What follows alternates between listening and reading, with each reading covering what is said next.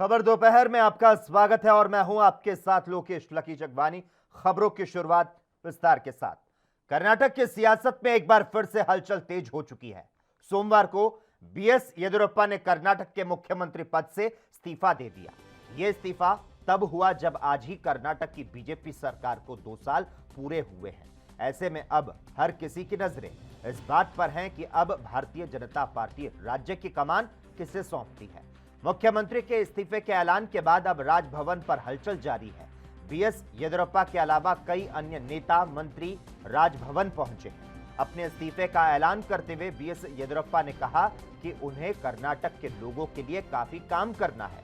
हम सभी को मेहनत के साथ काम करना चाहिए। भावुक हुए बीएस येदियुरप्पा ने कहा कि वे हमेशा अग्नि परीक्षा से गुजरे हैं। इसके साथ ही उन्होंने कहा कि वो अगले 10 से 15 साल तक भारतीय जनता पार्टी के लिए काम जारी रखेंगे।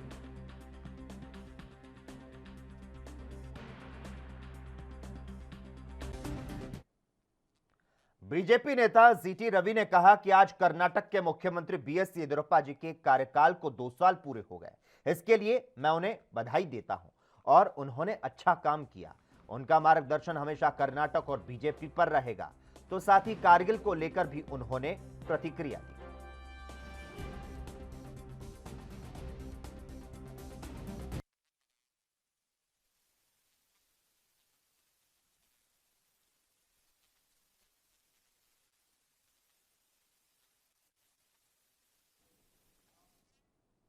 Women single table tennis event में सुतीर्था मुखर्जी के हारने से टोक्यो ओलंपिक में भारत की उम्मीदों को झटका लगा। पुर्तगाल की फुयो ने 4-0 के सीधे सेट में सुतीर्था मुखर्जी को हराकर दूसरे राउंड में उनका सफर खत्म कर दिया। फुयो ने पूरे मैच में अपना दबदबा बनाते रखते हुए 3-11, 3-11, 5-11, 5-11 से जीत को दर्ज किया। मैच के एक भी वक्त सुतीर्था को अपने पर हावी नहीं होने दिया गया। पहली बार ओलंपिक में खेल रही सुतीर्था ने पहले राउंड में जबरदस्त प्रदर्शन करते हुए अगले राउंड में एंट्री मारी।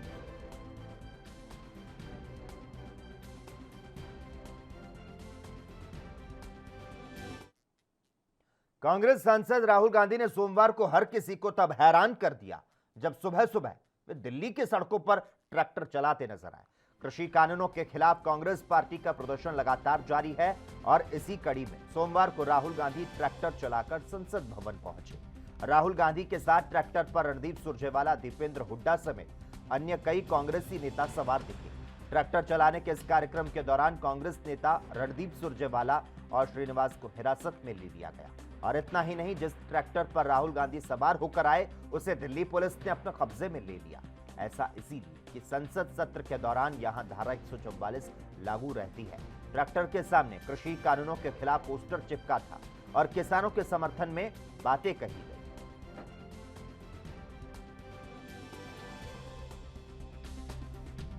किसानों का मैसेज है उसको हम पार्लियामेंट तक लाए हैं। पार्लियामेंट में इसके बारे में चर्चा नहीं करने देते हैं। किसानों को दबा रहे हैं, हिंदुस्तान के सब किसानों को दबा रहे हैं, इसलिए हम यहाँ ट्रैक्टर पे आए। काले कानून है, इनको वापस लेना पड़ेगा। राहुल जी, आप खुद ट्रैक्टर यहाँ पर चला के आए हैं। पहली बार ऐसा हुआ कि कोई नेता ट्रैक्टर चला के संसद भवन तक पहुंचा हो किसानों को लेकर, लेकिन सरकार मैं किसानों का मैसेज देना चाहता हूँ। ये किसानों का मैसेज है, इसीलिए मैं इसको यहाँ लाया हूँ। राहुल जी, सरकार कह रही है सुन रही है, क्या कहेंगे? कोई कमी नहीं है, सरकार कह रही कोई कमी नहीं है बिल के भीतर, क्या कहेंगे? ये किसानों के फायदे के लिए है। हाँ। और आप लोगों के पास उत्तर नहीं है, लेकिन हम ये 2-3 बड़े उद्योगपतियों के फायदे के लिए है। पूरा हिंदुस्तान जानता है कि किसके लिए ये किया जा रहा है। ये किसानों के फायदे के लिए नहीं है कानून, और इन कानून को वापस लेना पड़ेगा। धन्यवाद। हाँ? उन्होंने कहा है कि जंतर मंतर पे किसी किसान की मृत्यु नहीं है। अंदर जो क्वेश्चन में पूछा गया है तो उन्होंने एजुकेशन को लेकर कहा है कि वहाँ पे नहीं, सरकार के मुताबिक किसानों के खिलाफ कुछ नहीं हुआ। किसान बिल्कुल खुश हैं। वो जो बाहर बैठे हुए हैं वो आतंकवादी हैं। सरकार के मुताबिक तो ये हो रहा है, मगर रियलिटी है कि जो किसानों का है उनसे छीना जा रहा है और 2-3 उद्योगपतियों के हाथ दिया जा रहा है। देश की राजधानी दिल्ली की सीमाओं पर देश भर के किसान करीब 1 साल से विरोध प्रदर्शन कर रहे हैं। कांग्रेस लगातार नए कृषि कानूनों को लेकर सरकार को घेरती आई है। कांग्रेस सांसद राहुल गांधी ने सोमवार को उस वक्त सभी को हैरान कर दिया जब वे दिल्ली की सड़कों पर ट्रैक्टर चलाते नजर आए। राहुल गांधी के साथ ट्रैक्टर पर रणदीप सुरजेवाला, बीवी श्रीनिवास और दीपेंद्र हुड्डा समेत अन्य कई कांग्रेसी नेता नजर आए और इस दौरान सुरजेवाला और श्रीनिवास को हिरासत में ले लिया गया। इसके बाद रणदीप सुरजेवाला ने एक बार फिर से कृषि कानून वापस लेने की मांग को दोहराया।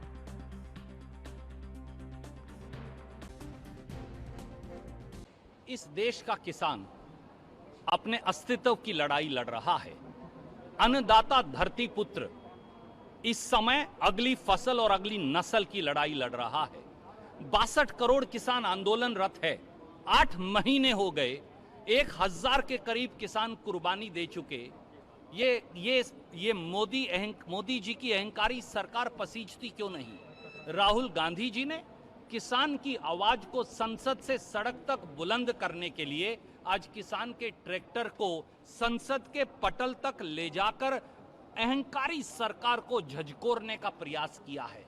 हम ये कहना चाहते हैं कि हे सोई हुई सरकार, हे उद्योगपतियों को बिकी सरकार, हे खेती को 3 उद्योगपतियों को बेच देने वाली सरकार, जागो, क्योंकि देश का अन्नदाता किसान और खेत मजदूर जाग गया है। वो ये सहेगा नहीं। विपक्ष के हंगामे के चलते इस बार सदन की कार्यवाही सुचारू रूप से नहीं चल पा रही। हंगामे की वजह से राज्यसभा में आज भी शून्यकाल नहीं हो पाया। बैठक के शुरू होने पर आवश्यक दस्तावेज सदन के पटल पर रखवाने के बाद सभापति एम वेंकैया नायडू शून्यकाल के तहत बीजेपी सदस्य सुशील कुमार मोदी का नाम पुकारा और उनसे उनका मुद्दा उठाने को कहा। लेकिन इसी बीच कुछ विपक्षी दलों के सदस्यों ने अलग अलग मुद्दों को लेकर दिए गए अपने नोटिस का जिक्र किया, तो वहीं दूसरी ओर लोकसभा में विपक्ष के नेता लगातार नारेबाजी करते नजर आए। उधर शिरोमणि अकाली दल और बहुजन समाज पार्टी के सांसद संसद के बाहर कृषि कानूनों के खिलाफ विरोध प्रदर्शन करते नजर आए।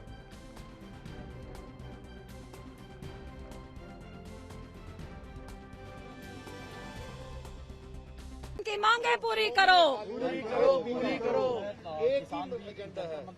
एक ही एजेंडा रहेगा, किसानी को बचाना। देखिए, ये सरकार ने सारी हदों की शर्मों की हद पार कर दी है। 8 महीने से किसान बैठे हुए हैं, उनकी नहीं की सुन नहीं। 550 किसान ने अपनी जानें गंवा दी अपनी मांगे मनवाने।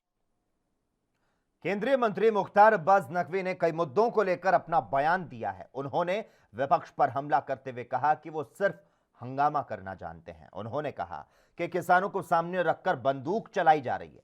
आइए आपको सुनाते हैं और उन्होंने क्या कुछ कहा। डिबेट हो, डिस्कशन हो, डिसीजन हो, ये हम सरकार ये भूमिका भी रही है और जो भी विपक्ष के लोग हैं या कांग्रेस के लोग हैं उनको एक ही बात कही गई है कि जिन मुद्दों पर भी आप चर्चा करना चाहते हैं, डिबेट करना चाहते हैं, आप जो है वो नोटिस दीजिए। स्पीकर और चेयरमैन साहब तय करेंगे कि किन नियमों के तहत कब चर्चा होगी। चर्चा पर जो भी मुद्दा होगा उस पर हम जवाब देंगे और उसमें हिस्सेदारी भागीदारी करेंगे। हम विपक्ष के साथियों से यही अपील करेंगे कि आप चर्चा में भाग लीजिए। आपको किसी मुद्दे पे चर्चा करनी है उसके नोटिस दीजिए, जो भी नियम है उसके तहत चेयरमैन साहब को और स्पीकर साहब को तय करने दीजिए। सरकार तो उस पर तय नहीं करती, ये तो पूरा विशेषाधिकार स्पीकर साहब का और चेयरमैन साहब का है। सरकार तो यही कह रही है हम हर मुद्दे पे चर्चा के लिए तैयार है भैया, हम आपको हर सवाल का जवाब देंगे। लेकिन आपके पास अगर कोई सवाल ही ना हो और सिर्फ जो है वो आप संसद की जो कार्रवाई को बाधित करने का अगर कोई आपके पास मन में जेम्स बॉन्ड है, ये जासूसी के ऐसे जेम्स बॉन्ड हैं जब सरकार में रहते हैं तो जासूसी का जाल बिछाते हैं और जब विपक्ष में होते हैं तो जासूसी के नाम पे भौकाल खड़ा करते हैं। तो ये जासूसी का जाल और जासूसी के भौकाल के ये बड़े पुराने लोग हैं। आपको याद होगा कि अपने ही गृह मंत्री, अपने ही वित्त मंत्री की जासूसी करते हुए ये पकड़े गए थे। खबरों का सिलसिला लगातार जारी रहेगा। हम यहां पर रुकते हैं एक छोटे से ब्रेक के लिए।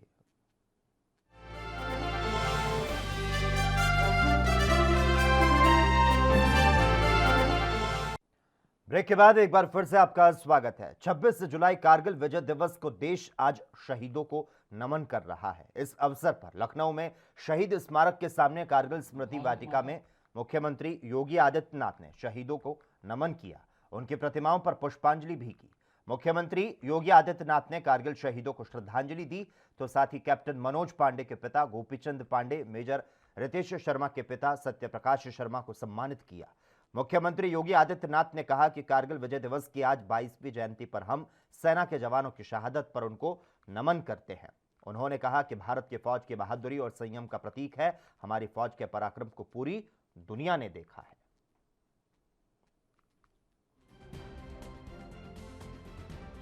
सब इस बात को जानते हैं कि भारत माता के इन महान सपूतों, वीर जवानों की सतर्कता, उनकी सजगता और मातृभूमि के लिए उनके समर्पण और अद्भुत बलिदान के कारण ही हम सब न केवल स्वाधीनता का अनुभव करते हैं, बल्कि एक सुरक्षित माहौल में चैन की नींद भी व्यतीत करते हैं और चैन से अपना गुजर बसर भी करते हैं। और इसीलिए कहा गया है कि शहीद की मौत ही कौम की जिंदगी होती है। एक जवान जब शहीद होता है तो वह कौम को एक नई जिंदगी देता है, एक नई प्रेरणा प्रदान करता है। कारगिल युद्ध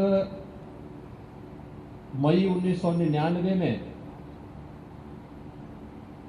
पड़ोसी राष्ट्र के द्वारा एक षड्यंत्र के तहत देश पर थोपा गया था। खबर दोपहर में खबरें लगातार जारी हैं। यहां वक्त हो चला है एक और छोटे से ब्रेक का। जल्द हाजिर होते हैं।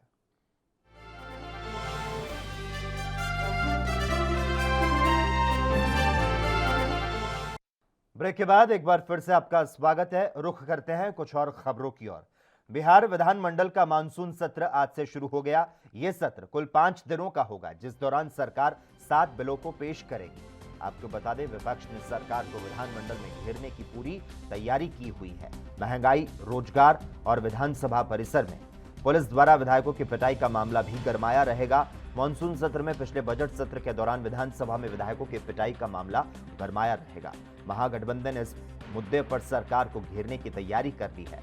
नेता प्रतिपक्ष तेजस्वी यादव ने पहले ही विधानसभा अध्यक्ष को इसे लेकर एक पत्र लिखा, जिसमें विधायकों के डरे सहमे होने की बात कही गई। तो वहीं आज पहले दिन कुछ नेता हेलमेट पहनकर विधानमंडल पहुंचे। उन्होंने कहा कि उन्हें डर लग रहा है कि वहीं काला मास्क लगाकर विपक्ष के कई नेता सदन में पहुंचे।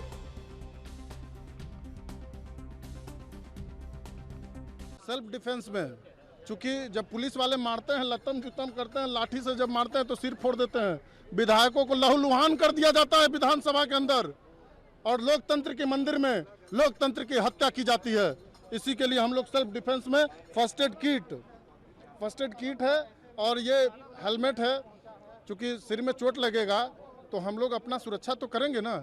आखिर हम भी कहीं से आते हैं, जनप्रतिनिधि हैं, बहुत लोगों का आस है हमारे ऊपर, तो हम अपना सुरक्षा भी देखेंगे। अभी भी डर लग रहा है? बिल्कुल डर लग रहा है। पिछले 23 मार्च की घटना का आप सब लोग गवाह हैं। किस तरीके से नीतीश कुमार जी के इशारे पे बाहरी गुंडे को बुला करके, प्राइवेट बाउंसर को बुला करके सदन के अंदर हम लोग की मॉब लिंचिंग की गई। और जब हम लोगों ने विधानसभा अध्यक्ष से लिखित रूप से उन गुनहगारों को सजा देने की मांग की, तो बिहार में कहावत है कि खोदी पहाड़ निकली चूहिया। 2 पुलिसकर्मियों को सस्पेंड किया जाता है, सस्पेंशन कोई सजा है। और 20 लोग मॉब लिंचिंग कर रहे थे। पटना का जिला पदाधिकारी हमें खींच करके बोलता है इस साले चमार को बर्बाद कर दो। उस पर क्या कार्रवाई हुई? तो विधानसभा अध्यक्ष और नीतीश कुमार माननीयों को भी सुरक्षा नहीं दे सकते हैं, इसलिए हेड इंजरी ना हो, इसलिए हम हेलमेट पहन करके आए हैं। अगली खबर छत्तीसगढ़ से आ रही है। यहां के कांग्रेस विधायक बृहस्पति सिंह ने अपनी ही सरकार के स्वास्थ्य मंत्री टीएस सिंहदेव पर बड़ा आरोप लगाया। बृहस्पति सिंह के ऊपर अंबिकापुर में हमले के बाद उन्होंने आरोप लगाया। सिंह ने कहा कि टीएस सिंहदेव मेरी हत्या कर राज्य के मुख्यमंत्री बनना चाहते हैं। इसीलिए यह हमला किया गया। बृहस्पति सिंह ने कहा कि मेरे जैसे कुछ विधायकों की कभी भी हत्या हो सकती है। उन्होंने मुख्यमंत्री भूपेश बघेल से मांग की कि टीएस सिंहदेव को तत्काल मंत्रिमंडल से हटाया जाए। बृहस्पति सिंह ने कांग्रेस के पूर्व अध्यक्ष राहुल गांधी और सोनिया गांधी को भी इस बाबत पत्र लिखा है। अपने ऊपर लगे इन आरोपों पर टीएस सिंहदेव ने सफाई पेश की।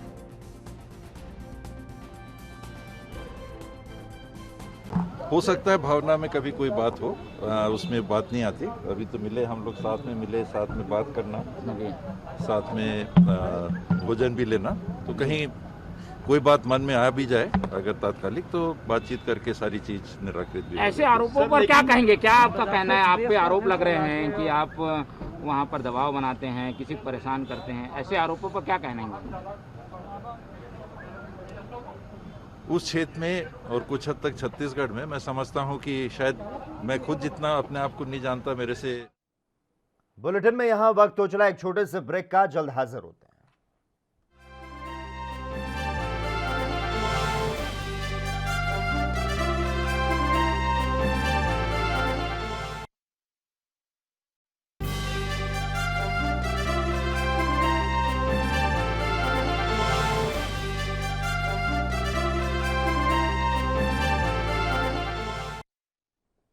ब्रेक के बाद एक बार फिर से आपका स्वागत है।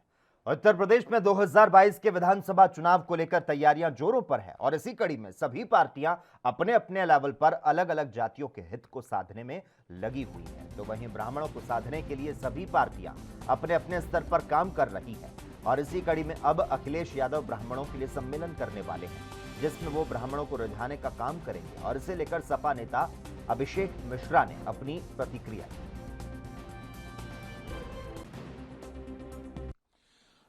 राष्ट्रीय अध्यक्ष जी ने कल कुछ लोगों को, कुछ लीडर्स को बुलाया था एक स्ट्रैटेजी सेशन के लिए कि हमारा ऑल्टरनेट विजन क्या है, गवर्नेंस के लिए एजेंडा क्या होगा, हम किन मुद्दों को लेके जाएंगे, किस तरीके से समाजवादियों ने जो काम किया था, चाहे नौकरियों को देने के लिए, आज भी जो नौकरियां भारतीय जनता पार्टी सरकार नहीं दे पा रही, ये सारी वही हैं जो समाजवादी सरकार की निकली हुई हैं।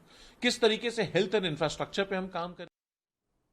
वहीं शिवसेना नेता संजय राउत ने महाराष्ट्र में आई भारी बारिश के कारण बाढ़ को लेकर कहा कि सभी की मदद की जा रही है, लोगों को मदद मिलेगी। उन्होंने कहा कि केंद्र को भी महाराष्ट्र की तरफ ज्यादा ध्यान देना होगा और उन्होंने क्या कुछ कहा, सुनाते हैं आपको। कि महाराष्ट्र के लगभग 11 डिस्ट्रिक्ट में जिस तरह से जलजलाव आया है तो बहुत ही गहरा संकट है। लाखों लोग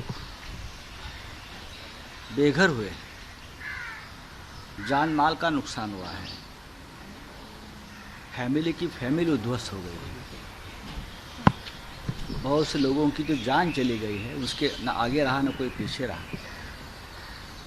फिर एक बार उनका जिंदगी को संवारना है तो महाराष्ट्र सरकार तो पूरी कोशिश करेगी, लेकिन केंद्र सरकार को भी ज़्यादा से ज़्यादा मदद महाराष्ट्र को करने तरफ से पूरी कोशिश करेगी। कल मुख्यमंत्री साहब चिपळूण गए थे, उससे पहले महाड गए थे, आज शायद सातारा सांगली में जा रहे हैं और कहा है कि कोई भी हम कसर नहीं छोड़ेंगे मदद करने में। ना कानून आड़ आएगा ना नियम आड़ आएगा, हर व्यक्ति को मदद मिलेगी और फिर बार उनकी नई जिंदगी दी जाएगी, ये मुख्यमंत्री साहब ने कहा है। लेकिन हम सबकी जिम्मेदारी बनती है, जिसने इस महाराष्ट्र को, महाराष्ट्र ने जिसको दिया है, कुछ बनाया है, वो सबकी जिम्मेदारी दिलदारी दी। और इसी के साथ ही खबर दोपहर में बस इतना ही। देश और दुनिया की तमाम अहम खबरों के लिए लगातार आप जुड़े रहिए ANB न्यूज के साथ।